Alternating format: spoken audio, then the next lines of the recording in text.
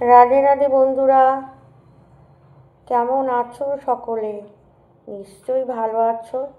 চলো, আজকে গোপাল সোনাদের জন্য খুবই সামান্য কিছু করে দিয়েছিলাম। সেটা হচ্ছে ঝিঙে, আলু, একটা কাঁচা লঙ্কা আর সামান্য লবণ দিয়ে প্রেসার কুকারে সেদ্ধ করে নিচ্ছি। এদিকে তুলসী তলায় পুজো দিচ্ছি।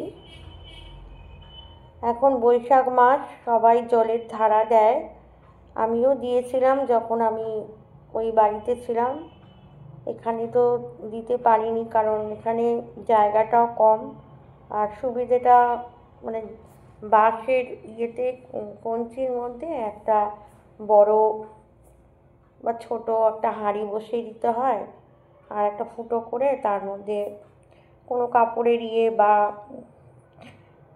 দুর্ব ঢুকিয়ে দিলে টপ টপ করে জল পড়ে। কারণ এই সময়টা প্রচণ্ড গরম, তুলসী মহারানীর জলের প্রয়োজন হয়, কারণ জল ছাড়া তো গাছ ভালো মতন হয় না। আর পুজো আমার হয়ে গেল, দেখো, দর্শন করে নাও। এর জন্য একটু মনটাও খারাপ, কেন এখানে আসার পরে অনেক অসুবিধে হচ্ছে, মানে ঠিক মতন জায়গা নেই না তুলসী মহারানীকে রাখার। এখানে রোদও আসে না ঠিক মতন। দেখো, মহাদেবকে একটু জল দিয়ে আজকে অভিষেক করালাম। বললাম আজকে শরীরটা ভালো ছিল না, সেজন্য প্রত্যেক সোমবার আমি পঞ্চামৃত দিয়ে স্নান করাই, কিন্তু আজকে পারিনি। যেরকম দিতে পেরেছি তোমাদের সাথে শেয়ার করেছি। দেখো,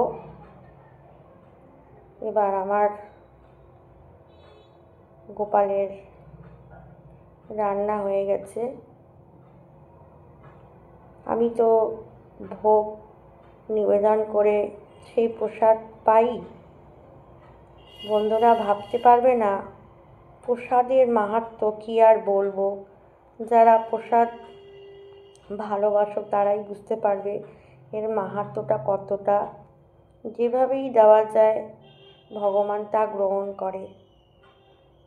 সামান্য বাটার দিয়ে ভালো করে নেড়ে দিচ্ছি। একটু গরম আছে বলে ঠান্ডা করে নিয়ে যাব। সঙ্গে থাকো, দেখতে থাকো।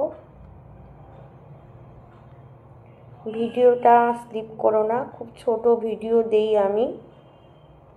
দেখো, গোপাল সোনাদের নিবেদন করা হয়ে গেছে,